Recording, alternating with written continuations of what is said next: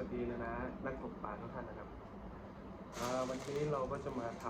ำเหยื่อไว้สำหรับตกปลาเก็ดนะครับตกปลาหน้าดินทุกประเภทนะครับก็จะเป็นสูตรเหยื่อลำบกภูธรนะครับส่วนสำหรับอุปกรณ์แล้วก็วัตถุดิบก็จะมีแบบแรกลำ2 กิโลยำโลจะเป็นของอะไรก็ได้นะครับยำโลนี่ผมใช้ของฟิตคิลเลอร์นะครับ2 ถุงก็นมเปรี้ยวครับรสผลไม้รวม2 กล่องท้ายก็เป็นกากมะพร้าวนะครับจะเป็นแบบคั่วอบแห้งหรือว่าแบบสดก็ได้นะครับสำหรับขั้นตอนการทำก็มาเริ่มกันเลยครับได้นะครับใส่ลงไป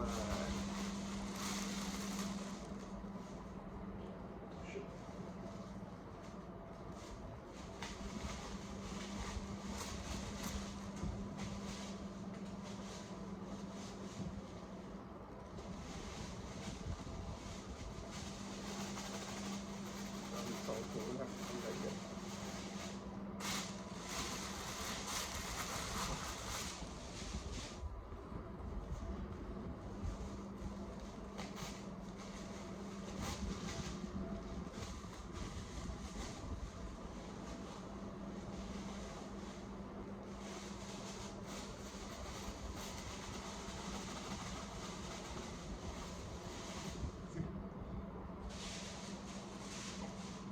ไปก็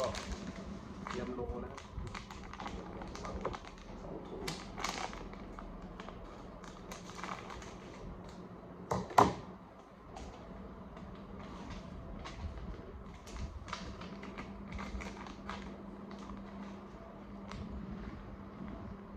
เตรียมโลของฟิตคิลเลอร์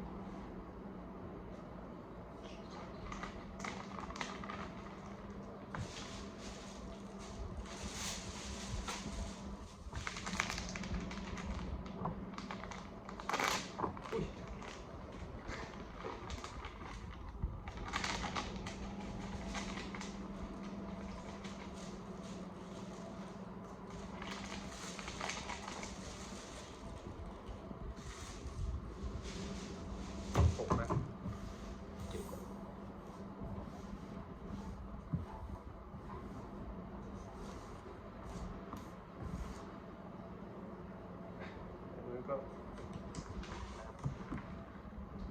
ดูเห็นเลยแล้วก็เข้ากันครับเขาลำกับยำโลเข้ากัน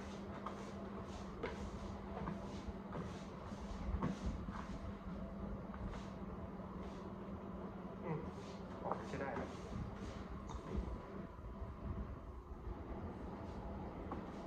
ส่วนถ้าหมักเสร็จนะครับ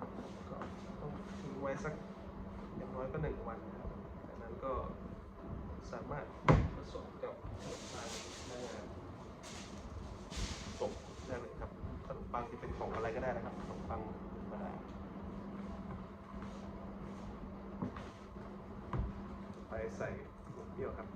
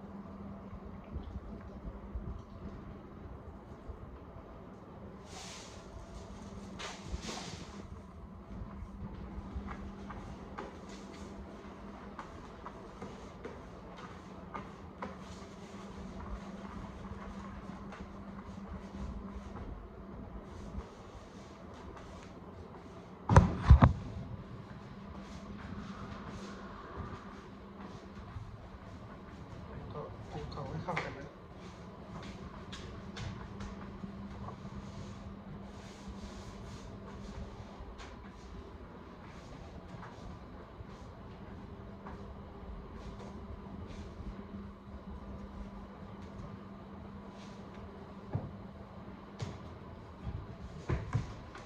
โอ้ยกล้องคลุกเข้ากันครับ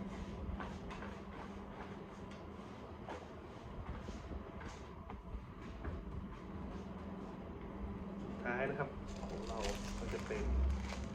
กาบมะพร้าวนะครับอันนี้เป็นกาบมะพร้าวอบแห้งนะครับเป็นกลิ่นธรรมชาตินะครับไม่ได้แต่งกลิ่นเป็นกาบมะพร้าวอบแห้ง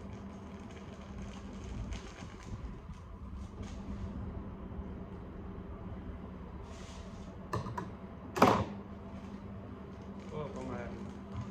1 ขีดนะครับใส่เพื่อให้เหยื่อของเราแข็งตัวได้ดีนะครับและไม่กลิ่นของมะพร้าวอ่อนๆนะครับ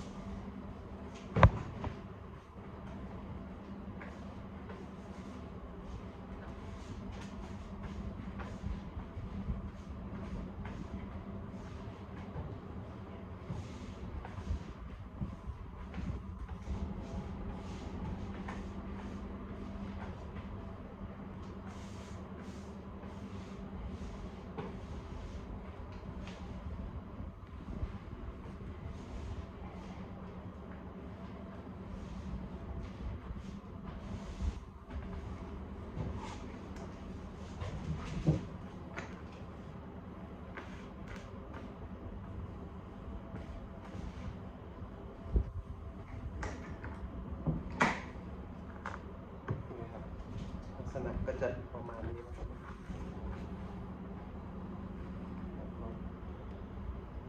จำดูนะครับสูตรนี้ใช้ได้สำหรับปลาเก็ตทุกชนิดนะครับแต่ส่วนใหญ่ถ้าไปผสมพวกมะปิกก็จะทำให้ปลานิลขับเข้าดีครับ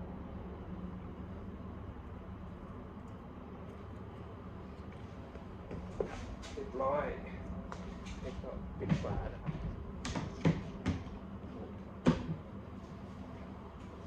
เรียบร้อยครับผมเหยื่อหมักลำบุกสูตรภูธรนะครับก็ขอบคุณสำหรับนาที่เข้ามาชมเป็นกำลังใจให้พวกเรานะครับภูธรฟิชชิ่งสำหรับใครที่ยังไม่ได้กดติดตามให้กำลังใจพวกเราเลยนะครับกลับมาพบกันใหม่ในโอกาสหน้าครับเดี๋ยวจะเอาเหยื่อไปเทสให้ดูนะครับว่าจะได้ผลหรือเปล่านะครับมาติดตามกันนะครับผมสำหรับวันนี้ก็ผมเซนเบนเอ็นตึงนะครับก็ขอตัวลาไปก่อนนะครับผมสวัสดีครับ